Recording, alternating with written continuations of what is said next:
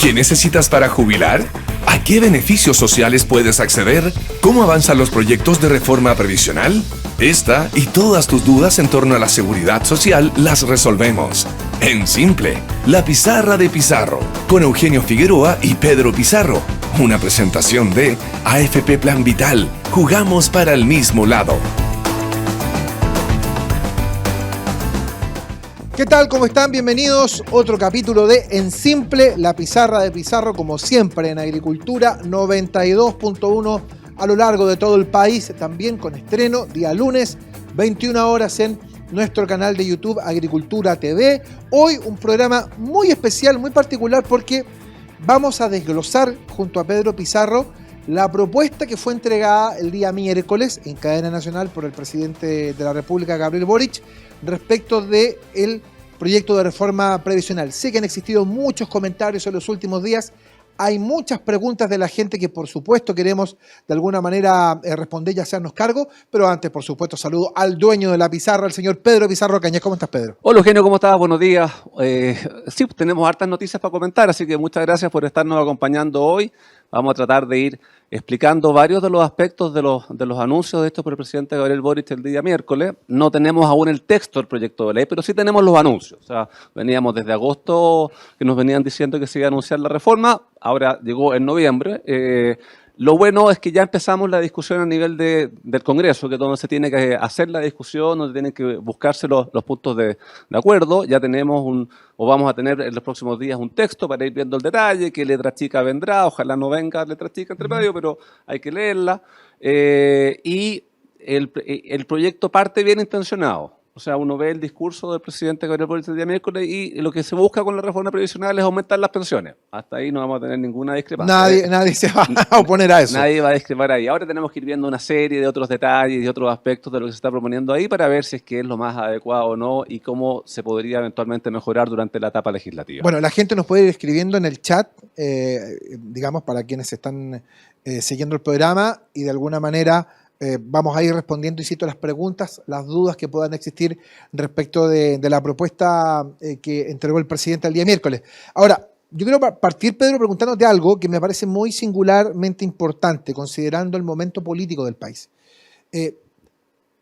Uno se pregunta, bueno, tú lo comentaste recién, esto se viene anunciando hace rato. Se anunció cuando asume el gobierno, después se dijo que era en junio, después se pateó para julio, y después dijo, no, después del plebiscito, se dijo en octubre y finalmente ahora es en noviembre. ¿Por qué crees tú que se demoró tanto el gobierno en presentar esta reforma, que claramente es una de las expectativas más altas que tiene la gente respecto de los temas cotidianos que hay que resolver? Creo que hay varias razones ahí. O sea, lo primero, generar una reforma previsional no es un tema simple. O sea, una reforma previsional es un tema complejo, un tema que tiene que verse entre varios ministerios. Habitualmente hay más de una idea sobre el tema dentro de los propios gobiernos. Es algo que ocurre en la discusión. Por otro lado, recordemos que hasta el 4 de septiembre el gobierno tenía otra preocupación en mente. Entonces, después de eso, probablemente se le puso más energía para lograr sacar la reforma previsional. Entonces, claro, los tiempos no son tan fáciles, pero ya tenemos una discusión, también hubo un proceso de diálogo, que no sé qué tan necesario ha sido, pero también hubo una etapa previa ahí de discusión y una etapa prelegislativa. El diagnóstico está más o menos claro, está más o menos, ¿no? Claro el diagnóstico. Se habían hecho algunos anuncios de cosas que no vienen ahora. Por ejemplo, todo lo que es PGU no viene, aunque se menciona en el discurso el día miércoles, pero eso... No le cambiaron ni el nombre. No le cambiaron ni el nombre y se señala de que se va a hacer, pero a la espera de que termine la tramitación de la reforma tributaria, que yo creo que le quedan varios meses todavía de discusión, por consiguiente se hace un anuncio, pero condicionado a algo respecto del tema PGU. Respecto de lo otro, claro, respecto de lo otro es el proyecto que ingresa en este momento. Ahora, ¿tú sientes que hay una renuncia ideológica por parte del gobierno? Porque esa es otra de las cosas de las cuales se ha conversado mucho en los últimos días, que tiene que ver con esta idea inicial de la coalición gobernante en el sentido de mirar con recelo la presencia de privados en la administración de los fondos, en el trabajo logístico tal vez, ¿no? Ha sido una de las críticas más claras y presentes durante todo este último proceso. Sin embargo, da la impresión que el gobierno de alguna manera como que se hace cargo también del momento político y electoral, y más que electoral, el momento político en general, entendiendo que tiene además un Congreso en el cual no tiene mayoría. Por lo tanto, tiene que necesariamente entrar a transar. ¿O crees que todavía existen en esta presentación que hizo el gobierno algunos arrestos de corte más bien ideológico, dogmático, sobre su visión sobre el sistema de pensiones? No, a ver, obviamente que hay harto de ideología también metida en el proyecto. O sea, sí, efectivamente, no se va a un sistema extremo como podría haber sido. Todas las cotizaciones se van a un sistema público estatal único. No, hay una separación que se hace en ese tema. Obviamente que creo de que... O el temor del manotazo, del que se habló mucho. También. Ahora, yo creo que efectivamente en lo que viene en la discusión legislativa, en un Congreso en el cual el gobierno no tiene mayoría, muy probablemente este texto no va a salir tal cual como está ingresando ahora. Creo que es un primer pie para una discusión que no va a ser corta. O sea, aquí se van a tener que escuchar varias opiniones y hay varios aspectos y varios puntos que los cuales se tiene que revisar la conveniencia o no de avanzar en ello. Obviamente que el gobierno al hacer su anuncio trata de destacar algunos puntos, pero obviamente que los puntos que trata de destacar son efectivos, pero en algunos aspectos. Y vayamos entrando un poquitito en materia de lo que se fue anunciando. Claro, mira, de hecho, Bernardo Pascual nos pregunta por acá, de todo lo que fue presentado, Pedro, ¿qué es lo que usted rescataría como positivo de esto? Hay aspectos positivos. El primer punto positivo y que han coincidido los últimos proyectos de reforma previsional es que hay que cotizar más. Y eso es algo que lo sabemos y aquí se mantiene un incremento gradual de cotización y se incorpora al empleador como un cotizante más. El tercer piso. Un tercer ente que aporta para la pensión. Eso es un aspecto positivo. Hay un aspecto positivo que se replica respecto del proyecto que presentó el presidente Sebastián Piñera, que es el seguro para las lagunas previsionales. Las lagunas previsionales es una de las causas que tenemos por las cuales hay bajas pensiones. También el tema de reconocer las labores de cuidado para efectos previsionales, también creo que es un avance importante. Hay que ver el tema del financiamiento de ese tema, pero como concepto me parece una buena idea. El tema de sustituir los multifondos por estos fondos generacionales, habrá que ver cómo se hace la transición de eso, pero a priori no parece una mala idea, sobre todo por la dificultad de toma de decisiones que pueden tener los cotizantes respecto de en qué fondo estar. El tema de pasar a una cotización por saldo y no por aporte va a depender mucho también de la transición y del cómo se haga para evitar tener doble pago de cotizaciones, pero a priori tampoco parece una mala idea. Pero hay otros aspectos en los cuales obviamente va a haber una discusión mayor. O sea, cuando se habla de, primero, esta distinción entre que la cotización es de cargo del trabajador o del empleador, a ver si al final del día va a terminar en mayor o menor parte traspasado a salario o traspasado a mayor contratación de personas. Entonces, bueno, de hecho, mira, Josefina Fernández preguntaba eso, que dice, tengo dudas respecto del tema del 6%. No tengo claro si eso finalmente lo voy a pagar yo en mi salario o si va a ser finalmente el empleador. A ver, la ley, el proyecto que está enviando el gobierno señala que es de cargo del empleador. Pero, ¿qué va a terminar ocurriendo a la larga? Parte, al menos relevante, de este 6%, en las nuevas contrataciones o los aumentos de sueldo, se van a terminar traspasando a esta remuneración. O sea, no va a ser absorbido totalmente por los empleadores. Eso en economía no existe por un tema de elasticidad y va a depender también del poder de negociación que tenga un trabajador u otro. ¿En qué caso va a quedar 100% a cargo del empleador? En aquellas personas que tienen el sueldo mínimo. ¿Por qué? Porque obviamente que ahí no se puede hacer un ajuste al respecto. En los demás, en todas las etapas futuras de negociación de aumentos de sueldo o de nuevos contratos de trabajo, este es un factor que como costo empresa, la empresa ya lo conoce, se va a incidir en el sueldo bruto que se va a recibir. Y por eso también es importante destacar, este 6% es fruto de la relación laboral, es fruto de que a usted lo tienen contratado, no es que el empleador lo pague por gracia. Bueno, de hecho, probablemente el temor de Josefina tiene que ver un poco con eso, de algo que se ha conversado desde que se presentó la reforma, precisamente respecto de desde dónde sale ese 6%, porque teóricamente, como dice Pedro, sale de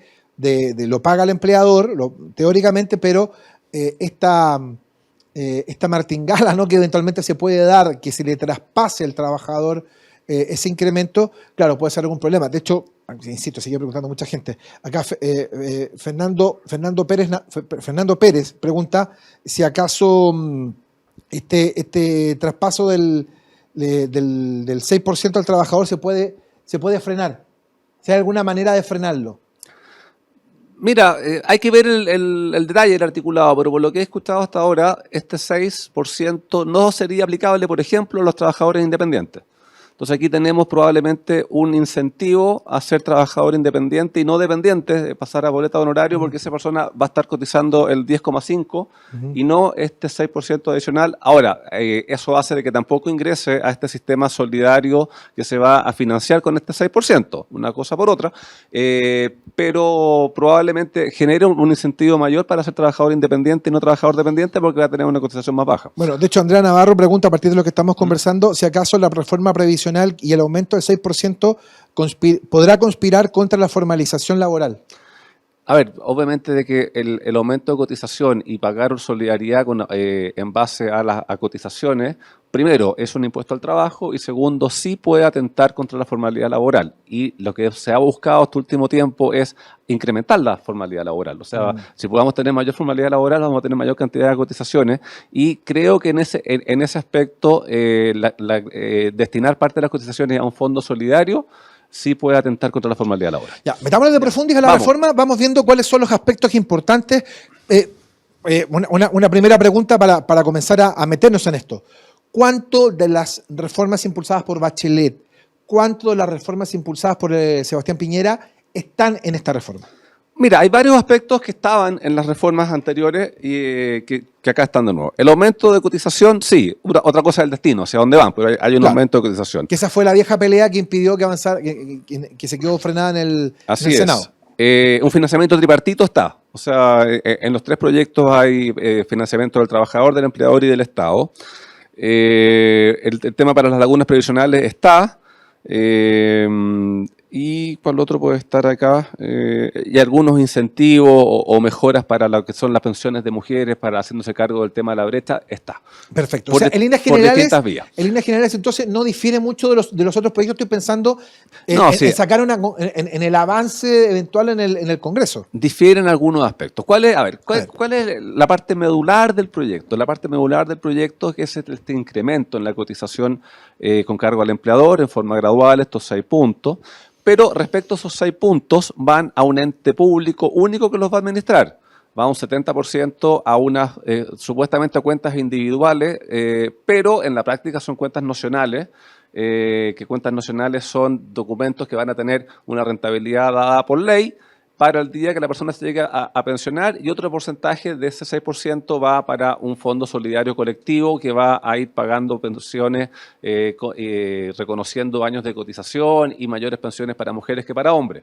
No va a la cuenta individual a la misma que tú y yo tenemos hoy día. O sea, respecto a ese 6% adicional, no hay libertad de elegir quién lo administra. Eso va todo para el ente público. Y respecto a ese 6% adicional, no hay derecho de propiedad. Eso va para financiar este sistema solidario. El hecho de que no haya derecho de propiedad respecto a ese 6% hace que, por ejemplo, no haya herencia respecto a ese 6%. Entonces, cuando el gobierno dice se está manteniendo el tema del derecho de propiedad y se está manteniendo la libertad de elegir, lo está diciendo única y exclusivamente respecto del 10% que ya existe. Porque respecto del 6% que crea ahora, no hay ni derecho de propiedad ni libertad de elegir quién lo administra. Perfecto.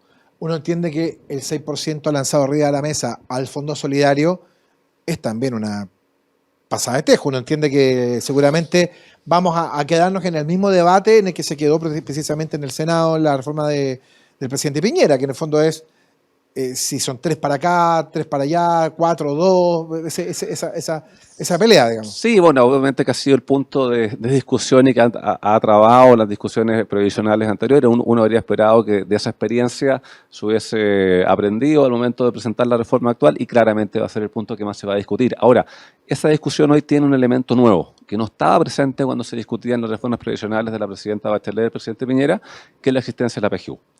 Con la existencia de la PGU, tú ya tienes solidaridad y tienes una solidaridad pagada por el Estado que te da un piso para todos los pensionados. Te da una base para todos ellos que se financia con recursos estatales, con los impuestos que paga usted, que pago yo, que paga todos que nos están acompañando hasta ahora. Y eso hace también cuestionarse la necesidad de hacer solidaridad con cotizaciones que vienen del mundo del trabajo. Yo soy de la idea de que tú tienes que la solidaridad financiarla con la PGU, que se va a reforzar, que el presidente Boric ha dicho que la quiere reforzar. Veremos qué ocurre con esto cuando ingresa el proyecto de reforma a nivel de PGU, pero la solidaridad tiene que ir marcada con lo que ocurre con la PGU y los aportes que vienen del trabajo tienen que ir hacia las cuentas individuales. Perdón, tenemos que ir a pausa, ¿verdad?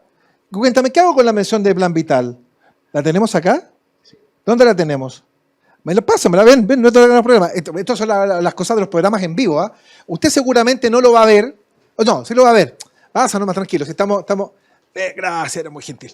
Nos traen acá las menciones, me encanta, aquí está. Muchas gracias, ¿ah? Ven. Insisto, estas son las cosas de los programas en vivo.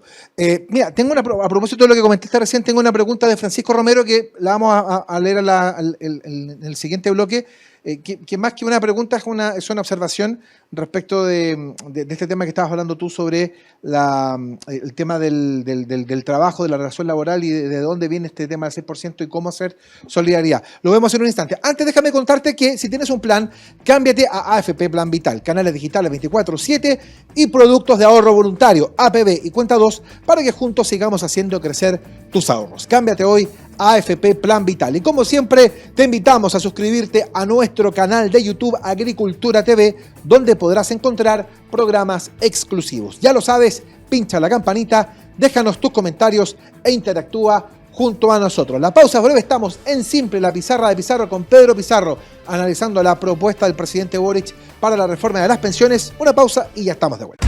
Hay algo en esta vuelta al fútbol que es irreemplazable. El estar cerca. Cerca para volver a sentir la pasión, el nerviosismo, la alegría. Y cerca para volver a celebrar todos esos pequeños y grandes triunfos. Por eso en AFP Plan Vital queremos ser parte de tus triunfos, con la asesoría que necesitas para que llegues a tu meta. Tenemos 40 años de experiencia administrando fondos, tus ahorros, experiencia 100% digital y cuenta 2 y APP con la menor comisión del mercado. AFP Plan Vital, jugamos para el mismo lado. Estamos de vuelta, amigas y amigos, en Simple, la pizarra de Pizarro, en Agricultura, como siempre, los días domingos a esta hora de la mañana, 92.1 en el país.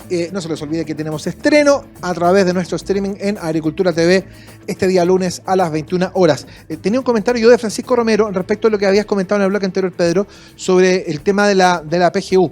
Y dice, hace algunos días David Bravo señaló en una entrevista que le parecía que la solidaridad y que el aumento de las pensiones debía darse por el lado de la PGU y no desde el dinero que puedan poner los trabajadores. Es una opinión que no sé si concuerdas con David Bravo, lo mencionaste recién, respecto de que a lo mejor la solidaridad hay que seguir haciéndola a través de la PGU. O sea, a ver, yo soy de los convencidos de que efectivamente la solidaridad, sobre todo en un país como Chile, con un 30% de informalidad, debiera hacerse a través de lo que son impuestos generales. O sea, la solidaridad tenemos que pagarlas todos y no solamente aquellos que tienen un contrato formal. No hay por qué recargar y desincentivar tener un contrato formal.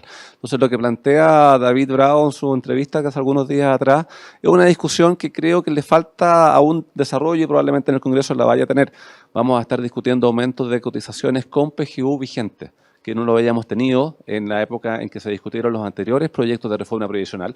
Y ahí tenemos que ver también cómo incide esta PGU en la tasa de reemplazo. Tasa de reemplazo es cuánto es el porcentaje respecto de tus últimas remuneraciones que recibes con la pensión de ahora, porque obviamente que incide en esa tasa de reemplazo. Y cómo se construye la pensión entre PGU, entre el fondo de cotización obligatoria y las cotizaciones voluntarias para ver a cuál es el monto final que vas llegando. O sea, sí, es uno de los elementos que se va a tener que considerar en el debate que viene ahora. Bueno, estábamos conversando respecto a la reforma. Uno de los aspectos que de alguna manera habíamos venido anticipando con los especialistas que han venido al programa, dice relación con el término del retiro programado. Bueno, el presidente habla de terminar con las AFP en un plazo de 2 años, lo dijo claramente, y su intención es que aparezcan en el mercado, en la administración de los fondos, entes públicos y entes privados. Eso es una cosa. Pero el tema de la pensión misma, el tema de quien paga esto, a la larga la reforma busca que lo paguen finalmente, que se pague a través de renta vitalicia. Eso también le quita libertad también al cotizante, ¿no? Así es, o sea, la reforma plantea de que se acaba el retiro programado. Recordemos que hoy en día la gran mayoría de las personas que se están pensionando lo hacen con un esquema de retiro programado. Hagamos un breve resumen de qué es lo que es la renta vitalicia y qué es lo que es el retiro programado. La renta vitalicia es un contrato aleatorio en virtud del cual una persona todo lo que logró ahorrar se lo pasa a una compañía de seguro. Claro. Deja de ser dueño de esa plata y la compañía de seguro a cambio le dice ya, yo te voy a pagar de por vida tanta plata en UEF hasta el día que tú te mueras. A nivel de seguridad social te permite un monto fijo permanente hasta que la persona fallece y deja la contingencia de sobrevida cubierta. ¿Por qué? Porque durante toda la vida, da lo mismo que tú vivas 2 meses después de haber firmado el contrato o vivas 50 años más después de haber firmado el contrato. Te pagan todos los meses de tu vida de ahí en adelante. Mientras que el retiro programado es de la propia plata que tú vas a ir ahorrando, tú vas sacando una parte. El resto sigue invertido con las rentabilidades y con la tasa de interés que exista. Habitualmente el monto de retiro programado parte más arriba de la renta vitalicia, pero va decayendo en el tiempo. Llega un momento que se empata y después sigue hacia abajo. Y ahí las personas van eligiendo por diversos factores el sistema que más les conviene. Ahora, uno podría compartir, y esto lo comparto también, que es mejor tratar de incentivar la renta vitalicia, que podría ser preferible tener una renta vitalicia. Pero yo creo que eso se tiene que hacer con incentivos. Creo que eso no habiendo seguro de longevidad, que era otro de los temas que estaba sobre la mesa. Era otro de los puntos que no viene en la reforma, al menos por lo anunciado. No conocemos el texto aún, pero al menos por lo anunciado eso no está. Pero el incentivo tiene que ponerse primero, creo yo, eliminando la barrera de entrada que hay para renta vitalicia. Hoy en día una persona que no logra financiar determinado monto con una renta vitalicia no puede contratarla. Si tú eliminas eso, probablemente más personas van a ir a un esquema de renta vitalicia, que es una de las cosas que se quieren lograr. Lo segundo, se genera como un híbrido, porque se habla de una renta vitalicia con herencia. ¿Qué significa eso? Significa de que si la persona fallece antes de determinada cantidad de años desde que contrata la renta vitalicia, parte de esa prima te la van a devolver. Que eso suena súper bien, pero en la práctica, ¿qué implica eso? En la práctica eso implica que la renta vitalicia que te van a pagar va a ser menor. ¿Por qué? Porque para asegurar... Además ya existe la pensión de sobrevivencia en el concepto... sí, pero una cosa es la pensión de sobrevivencia y otra cosa es la herencia, que te devuelvan parte de la prima. Entonces eso, claro, suena bien, pero eso implica que la renta vitalicia que te pagan es más baja. A mí por lo general no me gusta eliminar un sistema, sobre todo cuando este es ocupado por la gran mayoría de las personas, sí generar incentivos para que se opte por uno o por otro, pero no veo mayor razón de hacer de que todas las pensiones sean pagadas por las compañías de seguro el día de mañana, que son las que pagan las rentas vitalicias. Insisto, ese es un detalle importante que a la gente le preocupa mucho. Acá el amigo Ray Patterson pregunta y menciona por acá respecto de la heredabilidad. Si va a existir heredabilidad en el proceso que está planteando el gobierno. Eso considerando una cosa, ¿no? Que si el gobierno le hizo caso a las encuestas que han estado saliendo, mayoritariamente hay dos tendencias muy claras. Uno, la gente quiere que su dinero vaya directamente a su cuenta personal y también está esperando que los dineros sean heredables. Bueno, lo comentábamos en el primer bloque. Sigue existiendo herencia, sigue existiendo derecho de propiedad, sigue existiendo libertad de elegir quién administra, solo respecto del 10% que ya existe. Respecto a este 6% adicional que se crea con la reforma previsional que nos están presentando, no existe ninguno de esos aspectos. No hay herencia, no hay derecho de propiedad y no hay libertad de elegir quién los administra. Entonces ahí es importante hacer la distinción de un monto y el otro y que estas cosas estén presentes o no en el 10% y no en el 6%. Quiero ir a otro tema que estaba mencionando tú, Eugenio, recién respecto al tema de separación de industria y concentrar todo en este ente estatal que va a recaudar, que va a cobrar. O sea, que en el fondo que las administradoras administren, sean una especie como de mesa de inversiones y que todo lo que tenga que ver con el aspecto logístico pase directamente a un ente público. Sí, eso es lo que se está proponiendo. Ahora, se señala que aquí hay economías de escala, que no las conocemos bien, hay que conocer bien el detalle. Pero esto tiene un costo, que no lo conocemos aún. Tiene un costo súper lógico. Esto se le está pasando al Instituto de Previsión Social, que hoy en día ya tiene un presupuesto importante, pero que se tiene que incrementar para poder hacer esto. Hay que ver cuánto es el monto de este incremento y eso habrá que verlo en el informe financiero que debe acompañar el ingreso de la propuesta, porque obviamente de que ese incremento presupuestario para que el IPS pueda cumplir todas estas funciones pasa a ser un subsidio para sacar todas estas funciones de las administradoras actuales y dejarlas en este ente público. Por otro lado, hay funciones que ya están centralizadas en la práctica, o sea, las personas que pagan cotizaciones previsionales, la gran mayoría sabe que la pagan en una sola entidad que es privada y esa entidad luego la distribuye, o sea, eso ya existe hoy. Y no se ve mayor razón para estar haciendo el cambio en ese tema. Tampoco queda tan claro cómo esto va a incidir en el cambio de las comisiones que se cobren, porque probablemente estas economías de escala ya se han ido realizando y la experiencia para poder hacer todo esto ya está. Mientras que ahora vamos a entrar con una sola entidad pública que va a tener que probablemente aumentar su dotación de funcionarios para poder hacerlo de buena manera y empezar todo un proceso de aprendizaje para poder hacer esto bien. Ahora, y tampoco queda claro si todo esto lo va a hacer en forma directa o lo va a licitar. Porque si lo va a licitar, bueno, es volver, pero con la misma vuelta. Vía. Exactamente. Sí, de hecho, fíjate que a propósito de lo que hablábamos en un comienzo, respecto de cuánto de dogma, cuánto de ideología existe en esta reforma, quizá en este aspecto es donde se nota mayormente. Bueno, en el fondo lo que ellos buscan es que exista un administrador privado, pero un administrador público, quiero decir, de todos estos aspectos logísticos, que lo haga sin fines de lucro, es decir, que no haya cobro de comisiones y en fin, una serie de cosas, sí tiene un privado por hacerlo. Entonces ahí es donde de alguna manera ellos hacen sentir ese peso. Claro, pero tú aquí estás reemplazando el cobro de la comisión por el mayor financiamiento a través de la ley de presupuesto para el funcionamiento de esta entidad pública. Por algún lado se paga. O sea, aquí no existe magia en este tema. O se paga por comisiones o se paga por incremento de la ley de presupuesto para poder dar este servicio de buena manera. Y por otro lado, tampoco conocemos el costo que hay fiscal que hay en el aumento de esta cotización, que también lo tenemos que ver en el fondo financiero y ver si está financiado, porque el Estado es empleador, paga remuneraciones. Entonces, si estamos incrementando las cotizaciones con cargo al empleador, el Estado también va a tener que aumentar su presupuesto para hacer este aumento en el pago de las cotizaciones previsionales. Mira, ahora, Catalina Méndez está en la misma línea, si no estoy de acuerdo en seguir incrementando el trabajo en el Estado con el tema de la entrega finalmente de la administración final a través de IPS. En el fondo, claro, como dices tú, hay una vuelta larga. O sea, sí, y ahí hay otro detallito que es importante, que no se ha hablado mucho, pero que lo vamos a ir viendo en los días que vienen. Respecto de lo que ya está cotizado, esto se mantiene en las entidades que cada persona tiene decidido que estén. Pero los 10% que se empiecen a pagar desde que entre en vigencia la ley esta, si se llega a aprobar, eso va por defecto a este ente público que está administrando también el 6. Salvo que la persona diga expresamente que quiere que vaya a otra entidad, pero por defecto va a ir a la entidad pública.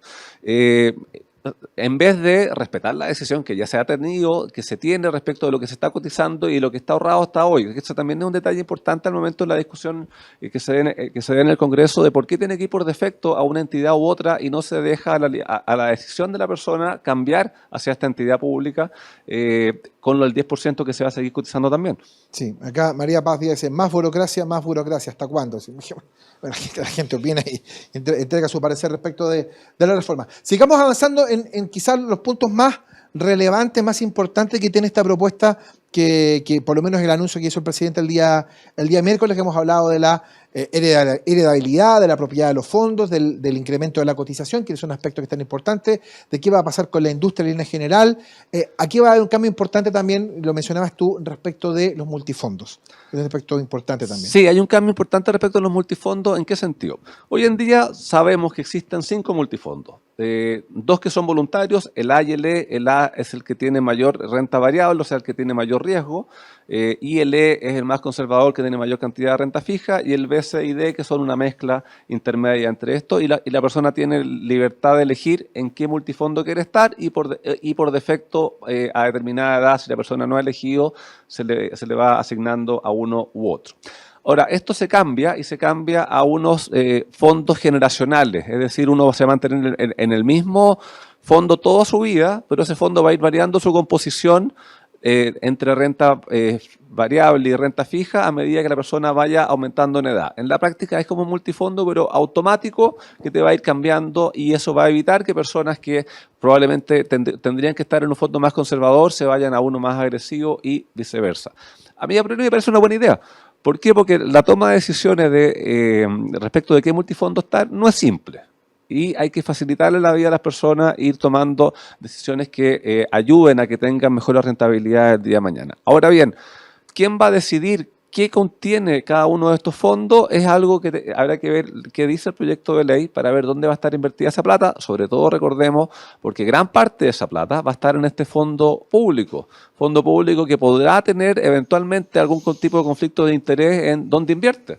¿Por qué? Porque podría terminar invirtiendo probablemente en entidades públicas o privadas, tal como lo hacen las administradoras actualmente, pero la fiscalización ahí es distinta, ¿Por qué? Porque no son privados que están siendo fiscalizadas por una entidad pública, sino que son un público con otro que va a estar siendo fiscalizado con este tema. Entonces hay harto detalle que hay que entrar a revisar respecto de la administración de estos multifondos, pero a priori me parece una buena idea ir haciéndolo automático con esto. Hay que ver también cómo se hace la transición, porque si eso va a obligar a tener que liquidar mucha inversión para ajustar las carteras, bueno, esa venta de esas carteras, si se hace en un corto plazo, puede afectar en el precio y eso también afecta en la rentabilidad de los fondos. Sí, bueno, el tema de los multifondos también contribuyó a la aparición de algunas empresas que jugaban al casino, básicamente. Y lo peor es que jugaban al casino con la plata de otro y no con la plata ajena, propia. Digamos, sí, eso es una de las tantas cosas que... Sí, que ahora, hay otro tema también que se menciona y que es importante destacarlo. Se menciona la PGU y las mejoras. Sí. Pero a ver, ahí... Ahora, perdona, esto es un buen detalle porque en algún momento se pensó que el proyecto iba atado a la PGU, sí. Y eso, aparentemente eso no va a ocurrir. Aclarémoslo al tiro. No va ningún cambio a PGU en lo que se ha anunciado hasta ahora y se señala que eso queda a la espera de la reforma tributaria, tal como dijimos al comienzo. Ahora, se señala que se quiere avanzar gradualmente hasta una PGU de 250.000 y seamos honestos. Eso no tiene ninguna ciencia y ninguna gracia mayor decirlo. ¿Y por qué lo digo? Porque la PGU se reajusta automáticamente por la ley ya vigente. Tan claro es esto que ya en el mes de febrero que viene, si es que el IPC de los meses de noviembre y diciembre va más o menos por lo que se está estimando, vamos a tener una PGU que va a estar cercana a los 210.000 pesos, automáticamente.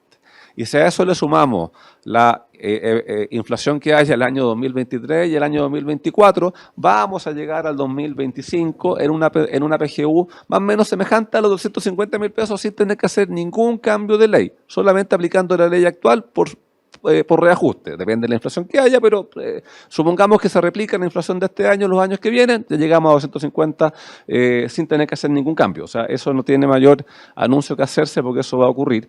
Y lo otro es que se señala de que se va o se iría a eliminar lo que es el test de afluencia.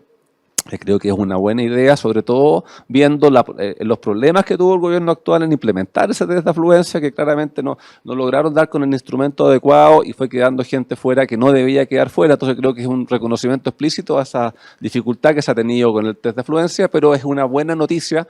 Pero lo malo es que eso no viene ahora. Eso es solamente un anuncio, pero condicionado y a futuro. Así es. Bueno, es un tema que sin duda a la gente le interesa mucho. Síganos escribiendo, estamos recibiendo sus comentarios y sus opiniones acá en Siempre la Pizarra de Pizarro. Vamos a marcar una pequeña pausa. Antes te quiero contar que si tienes un plan, cámbiate a AFP Plan Vital, canales digitales 24/7 y productos de ahorro voluntario APB y Cuenta 2 para que juntos sigamos haciendo crecer tus ahorros. Cámbiate hoy a AFP Plan Vital y como siempre te invitamos a suscribirte a nuestro canal de YouTube Agricultura TV, donde podrás encontrar programas exclusivos. Ya lo sabes, pincha la campanita, déjanos tus comentarios e interactúa junto a nosotros. Estamos junto a Pedro Pizarro haciendo en Simple la Pizarra de Pizarro en Agricultura. La pausa y ya estamos de vuelta. Hay algo en esta vuelta al fútbol que es irreemplazable. El estar cerca para volver a sentir la pasión, el nerviosismo, la alegría y cerca para volver a celebrar todos esos pequeños y grandes triunfos. Por eso en AFP Plan Vital queremos ser parte de tus triunfos, con la asesoría que necesitas para que llegues a tu meta. Tenemos 40 años de experiencia administrando fondos, tus ahorros, experiencia 100% digital y Cuenta 2 y APB con la menor comisión del mercado. AFP Plan Vital, jugamos para el mismo lado. Bien, ya estamos de vuelta aquí en Siempre la Pizarra de Pizarro, como siempre en Agricultura, los domingos por la mañana, con estreno el día lunes, 21 horas, en nuestro canal de YouTube. Están llegando muchas preguntas, de hecho hay una por acá de Francisca Correa que pregunta, Pedro, ¿hasta qué punto el gobierno se hace cargo del documento que entregó la oposición, más el Partido de la Gente, respecto del tema de las pensiones? Buena pregunta la de Francisca, porque eso tiene mucha relevancia con la viabilidad política de la reforma que se está presentando. Recordemos que Chile Vamos, junto con el Partido Republicano y el Partido de la Gente, presentaron hace un par de semanas atrás un documento público en que señalan 5 aspectos en los cuales ellos esperan que estén presentes en la reforma previsional y que lamentablemente la gran mayoría no está. ¿Cuáles son los 5 puntos? 1, mantener el derecho de propiedad sobre las cotizaciones, y eso hemos visto que se mantiene solo respecto de los 10 puntos que ya existen, pero no se mantienen los 6 puntos adicionales.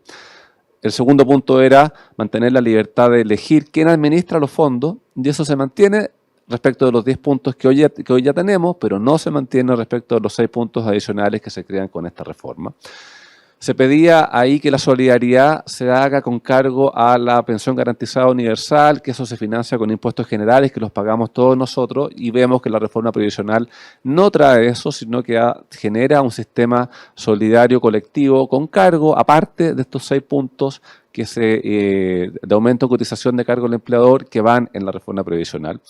Se pedía también que la PGU y las mejoras a la PGU se tramitasen por separado, con la discusión en lo contributivo, y ahí se recoge, pero yo creo que se recoge al revés de lo que se estaba pensando. O sea, obviamente que la discusión en PGU va a ser mucho más rápida y simple a nivel legislativo que la discusión que va a tener esta reforma previsional, porque esta reforma previsional requiere mucha discusión, requiere mucho análisis, requiere muchas opiniones. Estábamos viendo una serie de aspectos que se van a tener que analizar por separado en la discusión legislativa, mientras que la discusión de PGU, un incremento de beneficio, un aumento de cobertura, estando financiado, son pocas las personas que se van a oponer a eso. Entonces, en respuesta a Francisca, recogería, pero al revés, el tema de separar los proyectos, y lamentablemente los otros aspectos no estarían recogidos en lo que se ha anunciado, y creo que eso va a complicar la discusión legislativa, y eso es una muy mala noticia, Eugenio. Es que ese es uno de los puntos, porque, a ver, todos estamos muy claros que hay que hacer una reforma previsional. Llevamos más o menos 15 años buscando precisamente esa reforma. Quizás los únicos avances concretos y reales fueron tanto el pilar solidario de la presidenta Bachelet como la PGU del presidente Piñera, que son cambios que de alguna manera alteran la naturaleza exclusivamente de la capitalización individual que tenía el sistema previsional chileno. Es un avance, pero los diagnósticos están absolutamente ya hechos. Da la impresión, claro, lo dijo el mismo presidente en su discurso, en realidad hay que hacer la reforma ya. Entonces, cuando existe semejante sentido de urgencia, uno piensa que necesariamente hay que realizar esa reforma buscando precisamente esos consensos que permitan avanzar en ese proceso. En el gobierno anterior ya se había votado ya favorablemente la reforma previsional en la Cámara de Diputados y quedó encallada en el Senado. Se supone que, no sé, no recuerdo muy bien, a lo mejor la cosa no es así, pero tengo entendido que ingresaba por la Cámara la propuesta del presidente. Entonces, bueno, ¿estarán los votos suficientes para que esto pueda avanzar? Bueno, eso lo vamos a ver durante la discusión legislativa. Yo tengo más o menos claro que el proyecto no va a salir tal cual. Y tengo claro también que el gobierno sí lo sabe. O sea, ¿En qué punto crees tú no va a salir igual? A ver, yo creo que destinar los 6 puntos a un esquema solidario de capitalización colectiva es poco realista que pueda eso ocurrir. Aparte que eso tampoco ayuda a mejorar las pensiones en forma sustantiva. O sea, si uno piensa aumentar 6 puntos, debiese involucrar por una ecuación lineal aumentar en un 60% el monto de las pensiones. Entonces, si a ti te empiezan a mostrar distintos gráficos, distintas figuras en que con este aumento de cotización el incremento de la pensión anda más o menos por cercano al 60%, bueno, es lo mismo que te ocurriría si las plata tú las mandas a la cuenta individual. O sea, no tiene mayor diferencia ir hacia un lado o de otro, pero perdiendo libertad, perdiendo derecho de propiedad. Entonces, tiene más contras que pro irse por un camino que por el otro. Ahora, el gobierno va a tener que entrar a conversar y negociar, y en buena hora, sí, para eso el Congreso, para buscar los acuerdos, pero eso va a demorar un tiempo, y eso es una mala noticia para las personas que están esperando que la reforma en lo contributivo salga. Ahora, sería un fracaso enorme para este gobierno no lograr aprobar una reforma previsional, sobre todo conociendo las experiencias de las reformas anteriores, y sobre todo teniendo claridad respecto del diagnóstico y teniendo claridad respecto de lo que la mayoría de la ciudadanía quiere y lo que el Congreso y la composición del Congreso está en disposición de aprobar o no aprobar una reforma previsional hoy día. Ese es un gran tema, ¿no? Respecto de hasta qué punto el gobierno también va a ceder en el afán de poder conseguir precisamente los votos que le permitan aprobar las reformas. Eso es una cosa que es inevitable. Es algo que también le pasó al presidente Piñera en la Cámara de Diputados, que hubo que ceder en muchos aspectos para que la reforma finalmente lograra ver la luz, por lo menos en la Cámara Baja. En el Senado la reforma iba bien encaminada, pero también encallando en la distribución del 6%, que uno teme que nuevamente pueda convertirse quizás en el gran nudo gordiano de la situación. En el fondo, uno ve la reforma, claro, hay varios aspectos que tú mencionas y que seguramente tienen asidero y que van a ser objeto de la discusión, pero quizá nuevamente el tema mayor es hacia dónde va el 6% y quizá también el tema de la administración a través de un ente único público también puede generar algún tipo de ruido. Sí, yo concuerdo contigo, Eugenio. Creo que van a ser los dos puntos primordiales en los cuales se va a centrar la discusión. Habrá que ver qué ocurre ahí en las conversaciones que se tengan que hacer. Entiendo que el proyecto entra por la Cámara. La Cámara ya salió un comunicado de lo que mencionábamos recién, que más o menos el 50% de la Cámara, o sea, más o menos te marca un camino por ese lado. Por supuesto. El Senado creo que lo tiene más complejo el gobierno aún. Pero hay que conversarlo, hay que negociarlo, como siempre ha ocurrido en este tipo de reformas. Creo que la buena noticia es que ya empezó la discusión en el Congreso, que es donde se va a dar. Y ahora habrá que ver qué derrotero sigue durante esta tramitación y viendo qué opiniones hay que hacer todas las modelaciones, hay que ir haciendo todos los esquemas para lograr estos puntos de entendimiento. Sí. A ver, déjame seguir recibiendo preguntas de la gente a través de nuestras redes. Yo, en verdad, les agradezco enormemente porque nos siguen cayendo preguntas. Miran, va esa pregunta por acá respecto de la mejoría de la PGU. ¿Cuánto tiempo tendremos que esperar para ver un reajuste significativo? Eso va a depender de la reforma tributaria. Es que, a ver, el reajuste, ahora entiendo que Miriam está preguntando por incremento en el monto de la PGU. Por supuesto. El reajuste está por ley. Claro, el gobierno aspira a tener 250.000 pesos como base. Sí, pero a ver, lo más probable es que al término del periodo del presidente Gabriel Boric estemos en 250.000 solamente por reajuste. Y eso no requiere cambio legal alguno. Eso Perfecto. ya está en la ley y va a ser así. Y el reajuste se aplica durante los meses de febrero en forma automática. Tal como decíamos recién, lo más probable es que en este mes de febrero la PGU esté en un rango entre 205 y 210.000 pesos solo por inflación. Y eso va a seguir ocurriendo así en los años venideros. Otra cosa es el incremento PGU. Y el incremento PGU, tal como lo señaló el presidente Gabriel Boric en su cadena nacional el día miércoles, está ligado a la discusión de la reforma tributaria. Entonces, falta todavía para que se pueda en forma seria decir que va a haber un incremento en la PGU, porque tiene que terminarse de discutir esta reforma tributaria, que también tiene varios puntos de discordia en la discusión y que probablemente también tenga cierta gradualidad en su implementación para el día de mañana, pero están atados porque involucran recursos fiscales para poder financiar este incremento permanente. Mira, Camila Telles pregunta por acá, ¿la reforma no se hace cargo del tema de las tablas de mortalidad? ¿Podrá contribuir a mejorar las pensiones si se establece un corte a una edad menor y eventualmente se establezca un seguro para la vejez? Que a ver, es que la pregunta que hace Camila está resuelta en el proyecto, pero en forma indirecta. ¿Por qué? Por el tema de la renta vitalicia. Porque elimina el retiro programado. El retiro programado es el que afecta las tasas de mortalidad, mientras que en la renta vitalicia a ti te pagan un monto de por vida que no decrece. O en la renta vitalicia a ti te calcula en base a tu expectativa de vida al momento de contratar el seguro, pero luego no va cambiando como va ocurriendo con las tablas de mortalidad a medida que uno va avanzando en edad. Entonces, por esa vía se hace cargo del tema de las tablas de mortalidad, lo que eventualmente habrían otros puntos de avance que se podrían buscar ahí, que podría ser, por ejemplo, tener una tabla unisex y no aplicar una expectativa de vida distinta para hombres y para mujeres al momento de calcular la renta vitalicia. Creo que eso podría ser un avance importante, sobre todo para las pensiones de las mujeres, pero respecto de lo otro, al momento que tú eliminas el retiro programado, deja de ser tema. Sí, Sandra Bascuñán pregunta acá, ¿la reforma en qué medida se hace cargo del problema que significa para nosotras las mujeres el tener que muchas oportunidades dejar de trabajar para cuidar a los hijos y a los padres? A ver, se anunció, pero no conocemos el detalle aún de que viene una contribución previsional respecto a las personas que se dedican a labores de cuidado. Entiendo que las mamás debiesen estar ahí incorporadas, pero esperemos conocer el detalle del texto para ver si es que es eso lo que viene o no. Si es eso, bienvenido es, porque en un país en el cual nos falta mucho avanzar en tema de corresponsabilidad, reconocer esa labor y darle un beneficio, darle una retribución a nivel previsional, me parece de toda justicia. Sí, acá Cristian Carvajal pregunta, el presidente puso sobre la mesa muchos ejemplos con aumentos impresionantes en las pensiones, considerando la aprobación del proyecto tal cual como está. ¿Son reales esas apreciaciones? A ver, hay dos cosas ahí. Lo primero es que en todos los ejemplos que he visto hasta ahora incorporan tanto la mejora en PGU como las mejoras del sistema nuevo. O sea, los ejemplos que pone el presidente parten con una PGU en 250.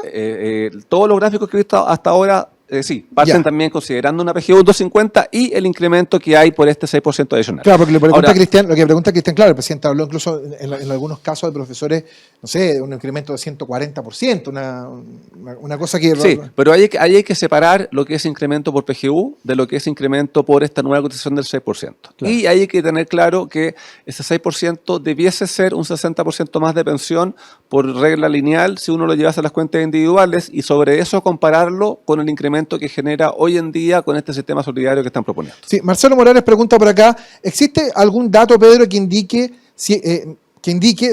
que el envío del 6% a las cuentas individuales es más rentable que eventualmente vaya un fondo solidario?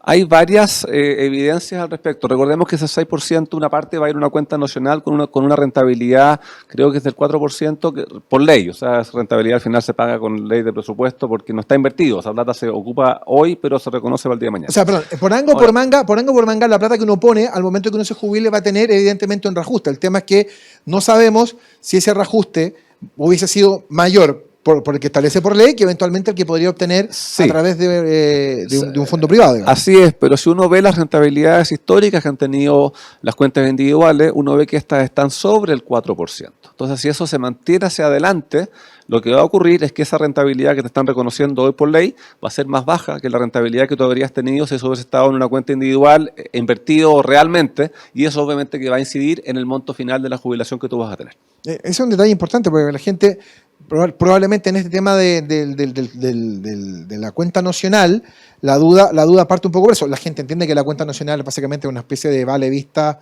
cobrable a 10, 15, 20 años, digamos. Sí, y la cuenta nacional es un instrumento que se ocupa, veíamos en capítulos anteriores con Elisa Cabezón, se ocupa, por ejemplo, en Suecia, pero se usa cuando estamos en procesos al revés, cuando estás pasando de un esquema de reparto a un esquema de cuentas individuales porque hay que seguir financiando el reparto y por eso es que se utiliza esa vía. Pero esa vía tiene el problema de que te castiga en rentabilidad. ¿Por qué? Porque te lleva una rentabilidad por ley que no necesariamente va a ser la misma que hubieses tenido si el plata hubiese estado invertida y eso termina implicando un castigo respecto de aquellas personas que están cotizando al día de mañana cuando se vayan a pensionar. Fernando Morales dice, no logro entender por qué quieren eliminar el retiro programado si es tan conveniente para aquellas personas que tomamos la decisión de seguir. Bueno, es lo que habíamos conversado respecto de... Lo mismo, y estoy de acuerdo con eso. O sea, creo que eso coarta libertad y mientras mayor cantidad de opciones uno tenga en el momento de pensionarse, creo que es mejor. Sí.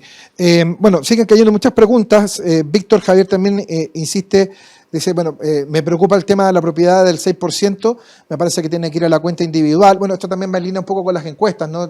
Han salido, el otro día comentamos, la encuesta Criteria el mes de julio, la encuesta que entregó José Lavea acá en el programa, que también apuntan un poco a eso. El gobierno se hace cargo de alguna manera en esta reforma respecto al respeto a la propiedad, hasta cierto punto, más allá de la discusión respecto al 6%.